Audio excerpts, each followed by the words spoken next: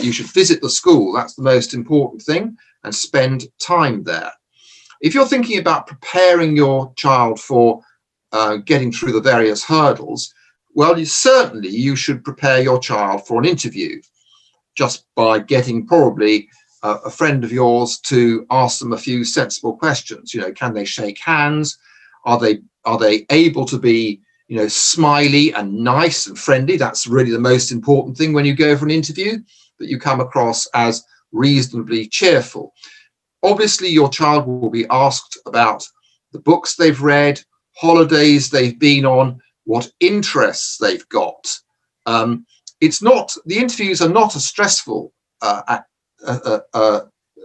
thing at all, but it's good for a child to have done just a small amount of preparation. And then for the entry tests in maths, English, verbal, non-verbal reasoning, whatever they might be. So first of all, you need to try and get copies of those tests. If the school has sample papers up on their website, which they often will have, or you can simply acquire similar looking tests, and I dare say that you can get advice about that. Should your child have tuition? Well, many children do have tuition to prepare for those entrance tests. And so I would never say you shouldn't have tuition, but equally, it's certainly unnecessary to have a great deal of tuition. The main thing is for your child to simply to understand what these sort of papers look like.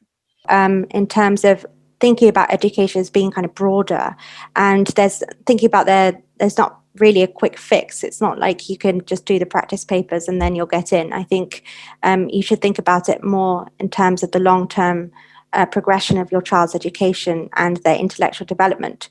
So, of course, you do need to practice and you do need to prepare a little bit. But I think, you need to be, as I mentioned in the presentation that I gave, you need to be reading widely. You can be thinking about cultivating interests that your child has, for some extracurricular, co-curricular, thinking about how to spark their general love of learning. I mean, it sounds very general, I suppose, but I think it's because, I don't want to say if you just do this, that's the guarantee that you'll get in, right? It's more generally helping your child to develop their intellectual curiosity and as I said, the ability to form your own opinions, right? Often at admissions interviews, you might get asked, well, what's your favorite book? Or what are you reading at the moment? And sometimes I ask this of students and they say, well, I'm not reading anything.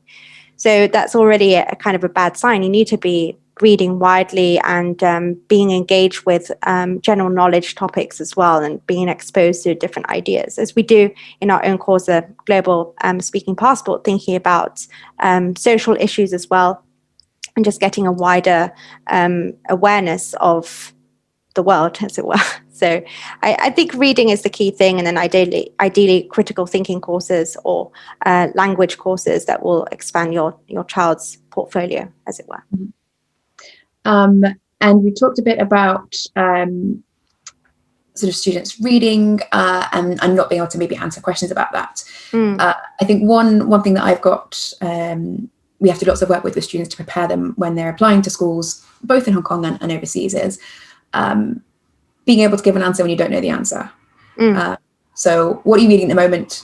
Nothing might be true, but it's not a good answer. You can say, oh, nothing, actually. It's my exams at the moment, so I'm taking a break. But last week I just finished this book.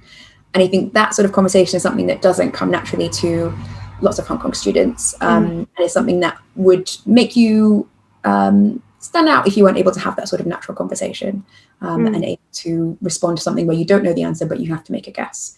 I think that's, and I think we have talked about it in the context of applying to Oxbridge, just because it's something that people are very aware of, but it's the same very broadly across the UK. If we're looking at even applying to independent secondary schools, if we're looking at applying to any Russell Group universities, those are the sorts of skills you need, and those are the sorts of skills that you will gain throughout your education in the UK. It's just being able to think independently, speak independently, not waiting for somebody to say, what is the answer to this exact question?